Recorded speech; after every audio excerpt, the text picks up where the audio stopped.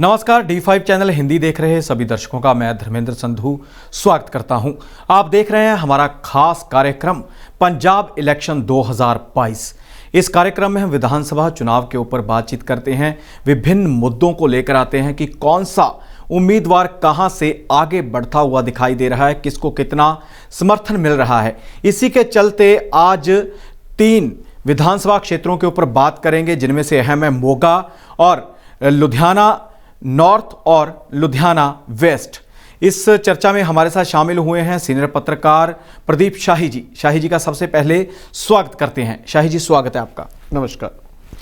शाही जी, जिस तरह से हालात बने हुए हैं, जिस तरह से चुनाव को लेकर सियासत पूरी तरह से तेज होती दिखाई दे रही है, तो मोगा विधानसभा सीट भी काफ़ी हलचल में है, क्योंकि वहाँ पे बड़ा परिवर्तन हुआ। पहले हरजोत कमल थे जो विधायक थे पहले कांग्रेस के, उनकी टिकट काटकर सोनू सूद की बहन जो फिल्म अदाकार है, उनकी बहन मालविका सूद को कांग्रेस ने चुनाव मैदान में उतार दिया है। और साथ ही डॉक्टर हरजोत कमल बगावत करते हुए भाजपा में जा चुके हैं और भाजपा की ओर से चुनाव मैदान में डॉक्टर हरजोत कमल हैं। और आम आदमी पार्टी ने भी एक डॉक्टर को चुनाव मैदान में उतारा है। किस तरह का माहौल है और कैसी है वहां की राजनीति?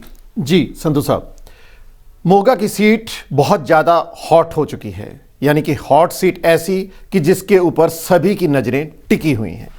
कांग्रेस की ओर से मालविका सूद, जो कि फिल्म अभिनेता सोनू सूद की बहन है, और उनके सामने हैं 2017 के विजेता रहे कांग्रेस से, जो इस बार भारतीय जनता पार्टी की टिकट पर चुनावी मैदान में हैं, डॉक्टर हरजोत कमल।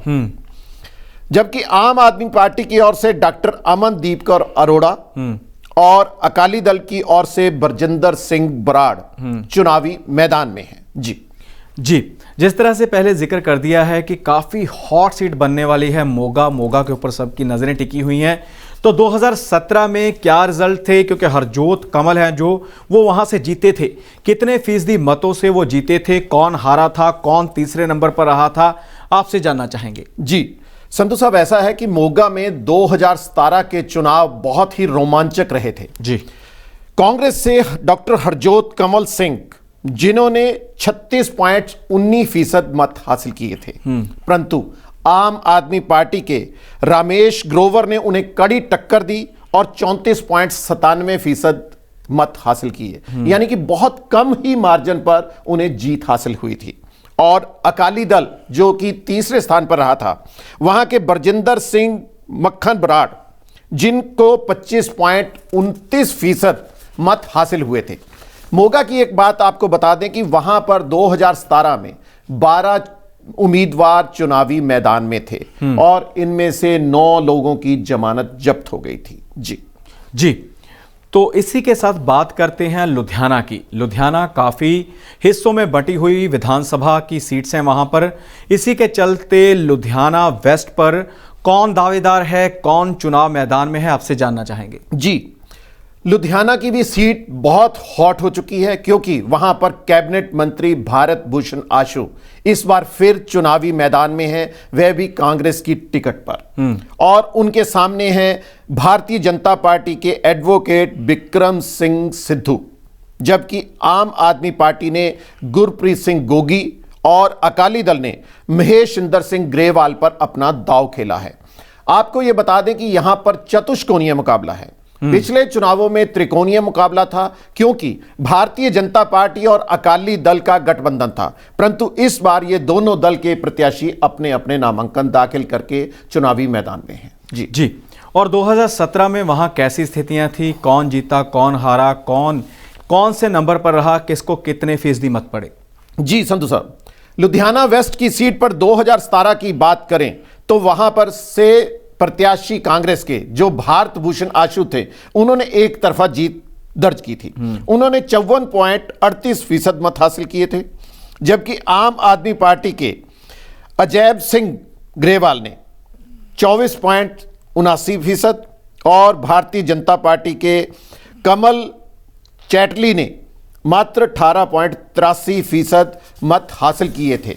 परंतु एक बात खास जो है कि लुधियाना वेस्ट से पिछले चुनाव में 11 प्रत्याशी मैदान में थे और इनमें से 7 उम्मीदवारों की जमानत जब्त हुई थी। जी शाही जी, आपने बता दिया कि लुधियाना वेस्ट से कौन उम्मीदवार हैं, कैसी टक्कर बनती हुई दिखाई दे रही है। इसी के चलते लुधियाना नॉर्थ वो भी काफ़ी अहम सीट मानी जाती है। लुधियाना नॉर्थ पर कौन कौन दावेदार है कि हम उस पर जीत हासिल करें? जी, इस बार के 2022 के चुनाव में 2022 में राकेश पांडे, जो कि पूर्व मंत्री जोगिंदर लाल पांडे के बेटे हैं और 2017 में विधायक भी रहे हैं, वह कांग्रेस की सीट पर एक बार फिर चुनावी मैदान में हैं। उनके सामने भारतीय जनता पार्टी के प्रवीण बंसल, आम आदमी पार्टी के मदन लाल बग्गा और शिरोमणि अकाली दल से आर.डी. शर्मा चुनावी मैदान में हैं। जी, और 2017 में लुधियाना नॉर्थ में कौन जीता था, कौन हारा था? जी, 2017 में अगर लुधियाना नॉर्थ की बात करें तो राकेश पांडे ने वहां से जीत दर्ज की थी।